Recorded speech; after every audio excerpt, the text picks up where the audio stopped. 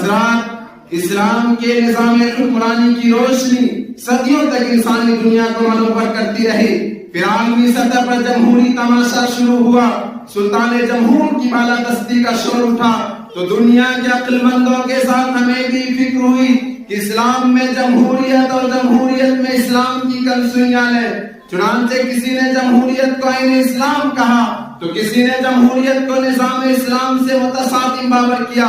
ہم ٹھہرے سیدھے سادے طالب علم ان طولانی بحثوں سے گھبرا اٹھے، مگر موضوع کی دلکشی اور سچائی کی تلاش نے محظ کیا۔ ہم خالی اس ذہن تھے، پہلے اسلام کے نظام حکمرانی کو سمجھا، پھر جمہوریت کے بست و کشاد کو جانچا پرکھا۔ اب ہم یہ کہہ سکتے ہیں کہ وہ جمہوریت جو رائج الوقت ہے، اس کو اسلام کے نظام سے کچھ علاقہ نہیں، اور جو اسلام میں عوام و جمہور کا تصور ہے اسے موجودہ جمہوریت کسی طرح قبول نہیں کر سکتی۔ حضرات، اس بات کو سمجھنے کے لیے آئیے سب سے پہلے ایک سرسری نظر جمہوریت کی تاریخ پر ڈال لیتے ہیں۔ جمہوریت کی تاریخ نہایت قدیم ہے۔ جمہوریت کی تاریخ نہایت قدیم ہے۔ تاریخ میں جمہوریت کا پہلا نشان ویشالی میں جنپت کے نام سے ملتا ہے، جس میں موجودہ بہار کے شمالی میتھلی اور بھوجپوری علاقے کے علاوہ نیپال کی ترائی میں جنک پور تک کے علاقے شامل تھے۔ دوسرا سراغ یونان میں ہے، جہاں کے بعض شہروں میں کونسل اور اسمبلی کا بالکل ابتدائی تصور پایا جاتا تھا۔ موجودہ افغانستان اور پاکستان کے علاقوں میں جمہوریت کی تیسری کوپل پھوٹی۔ اس کے علاوہ بھارتی پنچایت، جرمن قبائلی نظام، Frankish custom of Marchfield, Althing parliament of Iceland, چوتھا سسٹم آف آئرلینڈ اور مکہ میں دارالندوا جمہوریت کی بالکل ابتدائی شکلیں تھی۔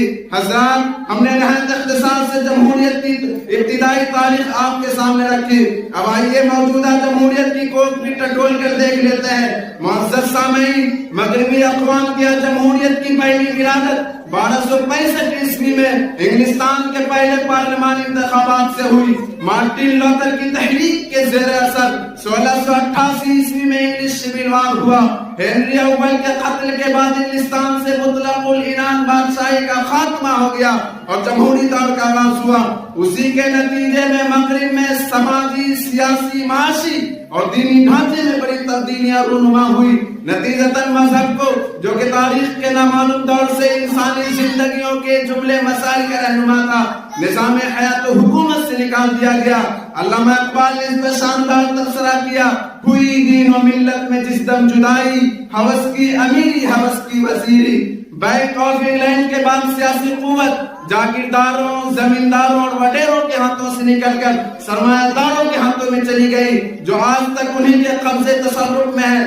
حضرات، اس واقعے کے مکمل 100 سال بعد 1789 عیسوی میں فرانسیسی انقلاب برپا ہوا، جس کی کوکھ سے مذہبیت پیدا ہوئی، اور پھر اس نے دین و شریعت کو ایک بیکار محض شے تصور کیا۔ مذہب کو گھریلو اور ذاتی زندگی کا کھیل بنا دیا گیا۔ اسی نے سیاسی حقوق کی ایسی برابری کا نعرہ لگایا جس میں رائے کی قدر و قیمت برابر ٹھہری۔ دانشوروں، فلسفیوں اور سائنسدانوں کی رائے بھی اسی مول کی ہوئی جس بھاو ایک بے شعور، نادان اور غافل شخص کی۔ یہی وہ لبرل ڈیموکریسی ہے کہ جس کی بنیاد پر کہا جاتا ہے کہ جمہوریت کی ابتدا انقلاب فرانس سے ہوئی۔ جمہوریت وہ طرز حکومت ہے کہ جس میں بندوں کو گنا کرتے ہیں، تولا نہیں کرتے۔ معزز سامعین، یونانی مفکر ہیروڈوٹس کہتا ہے کہ جمہوریت ایک ایسی حکومت ہوتی ہے جس میں ریاست کے حاکمانہ اختیارات قانونی طور پر پورے معاشرے کو حاصل ہوتے ہیں۔ سب سے صاف بات ابراہیم لنکن نے کی ہے، وہ کہتا ہے جمہوریت نام ہے government of the people, by the people, for the people. حضرات سامعین، ڈیموکریسی اصل میں یونانی لفظ ڈیماسکریٹاس ہے، جس کے معنی ہے عوام کی حکومت، اور جمہوری حکومت ایسی حکومت ہوتی ہے جس میں اختیارات، فیصلہ اور قانون سازی کا منبع عوام ہوتے ہیں، اور جمہوریت کے اسی نقطے پر اس کی راہ ہے اسلام کے تصور نظام و انتظام، اس کے تصور معیشت و تجارت، اس کی معاشرت اور اس کے نظام عدل و انصاف سے الگ ہو جاتا ہے۔ اسلام صاف لفظوں میں اعلان کرتا ہے وَمَن لَّمْ يَحْكُم بِمَا أَنزَلَ اللَّهُ فَأُولَٰئِكَ هُمُ الظَّالِمُونَ، یعنی قانون سازی کا اختیار کسی انسان کو نہیں ہے۔ حضرات، ہم نے جمہوریت کی تاریخ اور جمہوریت کا منشا و مبدا آپ کے سامنے قدر تفصیل سے رکھا. دنیا میں رائج ان جمہوری نظریات و نظام کا اسلام سے دور کا واسطہ نہیں ہے. تو آخر اسلام کس بات کا داعی ہے؟